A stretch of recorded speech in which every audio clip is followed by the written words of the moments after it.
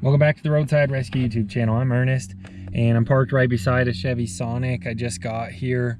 It's been a couple of days to get the right part. I was going to pull it up, but it's in the bed of my truck. I put it back there after I picked it up from the parts store. And I've already been out here. I came out here yesterday because the customer got their own part, but it wasn't the right part. There's a couple of different water outlets and thermostat housings on this vehicle, and I had to compare a few different ones. The customer had bought one that wasn't the right one, and so I brought the right one with me. It should take like an hour and a half, a little bit less than that, I think. So let's go ahead and check out how to do the water outlet on a Chevy Sonic. Okay, strike two. The customer's at work and the hood's supposed to be popped, but the doors are locked and the hood's locked. And there's no pulling on the wire to pop that hood. And there's nothing. I'll show you when you can pop it, but it's a new car. You're not popping the hood without the keys. So I'll let you know, but just waiting to hear back. I might wait here for a bit. Okay, I was just sitting around for 5 minutes. Someone random showed up with the key and gave it to me. So here's what we're looking at.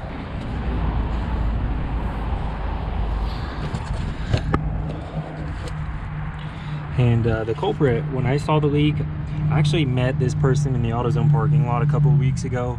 The leak was coming from right here, so we were planning on just replacing this outlet right here, and there's quite a few things going to it. It's a little complicated area, and I think we're gonna have to get this boost pipe out of the way.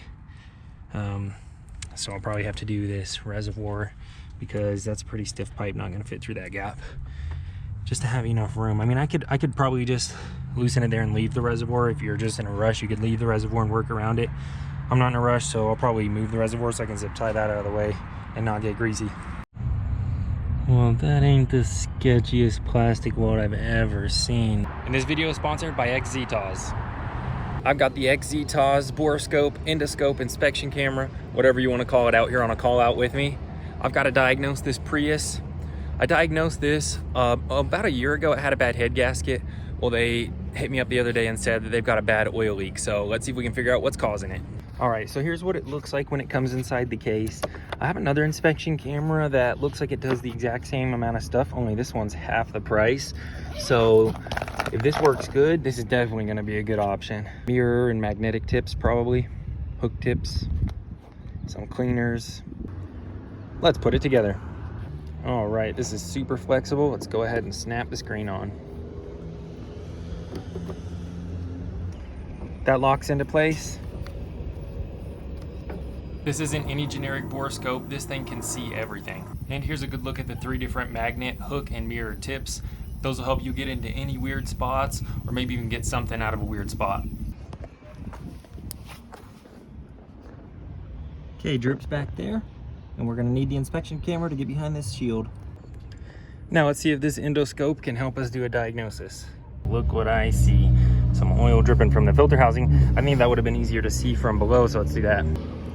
And there it is. You can see the oil dripping off of the filter housing, and you can see that it is dry up above that. These will work great at half the price. Check out links in the description and pin comment for an extra special discount. Back to the video. Well, that ain't the sketchiest plastic weld I've ever seen, man. Somebody really did a bang-up job fixing the headlight, but it doesn't look like there's any staples or metal in there. Yeah, look, it's already cracking again.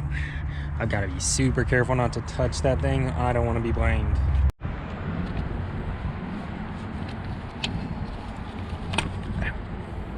Came off easier than I thought.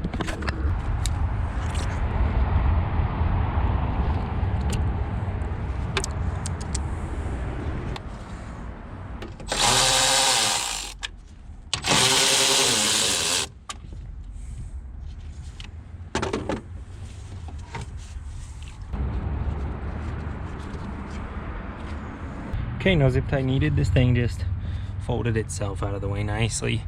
If you were doing this every day, you wouldn't want to bend hoses like that. Ask me how I know. I used to check if I had coolant every day in one of my lines, and I cracked the line right where I closed it every day. So you don't want to constantly stress stuff like this, but if you're doing a repair every once in a while and the hoses aren't dry rotted, nice little fold out of the way like that's all right.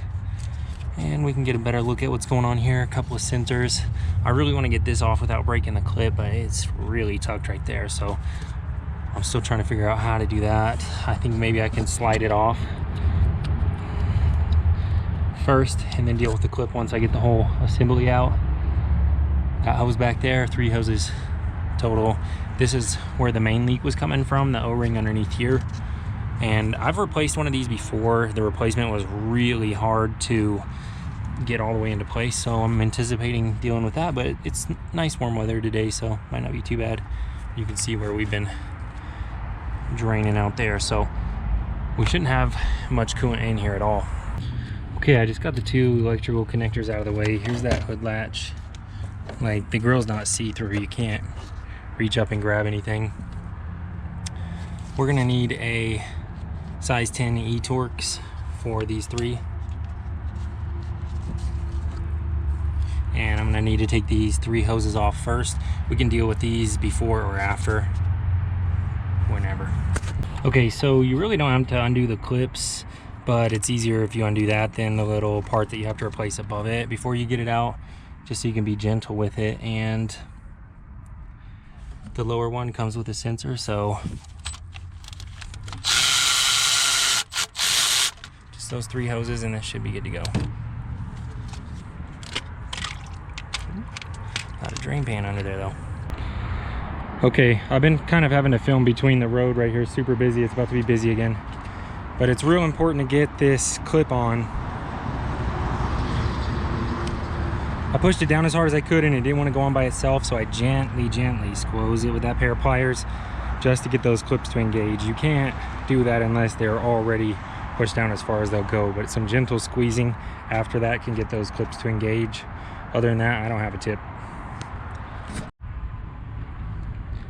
Okay, going back together, I just got that tightened down. Everything looks good. It should be leak free. I wanted to make sure I put the spring clip. I'm just going to reuse the spring clips. The vehicle's not that old. Otherwise, maybe I'd use this style clamp right here, the worm gear type, but you have to make sure that this is on in the right direction. It can be upside down, and you have to line it up perfectly with the witness marks is what those are called, just the impressions, or it was before, so doing that. Okay, just getting everything wrapped up here. This is one of those rare cases where it's almost easier to put everything back together. And I was able to just get this clip to work after I got it out. I was trying to pry on it and it came off. I'm not sure if I unclipped it the right way or not though, but it clipped back on, so we got lucky that time. Just a few more hoses here, and then we'll have to get this thing warmed up and bled.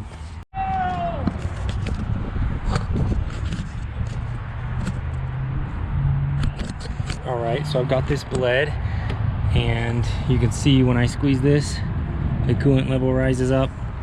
So I forgot my pressure test kit. I'm just gonna run this till it warms up and make sure we don't have any leaks. But I just got everything back together. Okay, this thing's running good. It doesn't have a temperature gauge, but it's not overheating and there aren't any leaks. That's a job well done. And thanks again to XZTOZ for sponsoring this video. If you like this video, you gotta make sure you're subscribed. Leave this video a thumbs up. Check out the next video right up here. I'll see you there. That's a job well done. Okay, that's where the leak was coming from. No more leaks, looking good. Nice and hot.